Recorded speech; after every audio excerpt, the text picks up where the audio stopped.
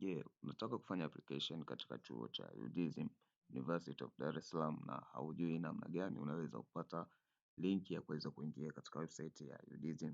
Basi karibu katika channel yetu ya Elimika. Katika video hii tutakuonyesha ni jinsi gani unaweza ukapata link ya moja kwa moja ya kuweza kufanya application ya maombi ya kujiunga na course ambayo unahitaji katika chuo cha UDSM.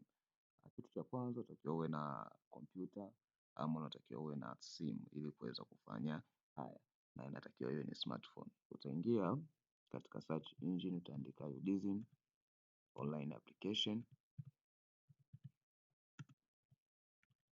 utaandika kwa usahihi. Baada ya hapo uta search. Baada ya kusearch keyword ambayo ni UDSM online application. Kwa hiyo baada ya hapo tunaona ni matokeo mengi ambayo tumeyapata. Mengine ni kutoka katika website tu hizi blog za kawaida, lakini mengine ni kutoka katika website rasmi ya chuo cha UDSM. Kwa hiyo hii ndiyo website rasmi. Ukiangalia utaiona imeandikwa hapa udsm.ac.tz. Kwa kuwa sisi tumeenda moja kwa moja kwa keyword ya online application, imetuletea katika subdomain yake kwa ajili ya maombi ambayo tunaona admission.udsm.ac.tz. Kwa hiyo hapo ndipo sehemu rasmi kwa ajili ya kufanya application. Kwa hiyo utaingia hapa UDSM application, utabonyeza katika hii page ili kuweza kuingia ndani. Utasubiri iweze kulodi.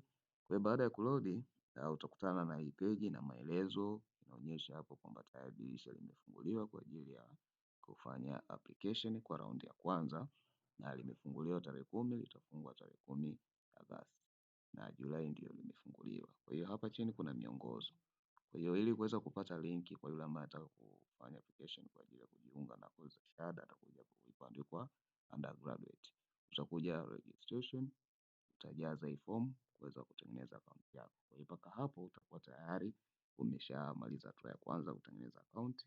Kitakachofuata ni wewe kuweza kuendelea na application.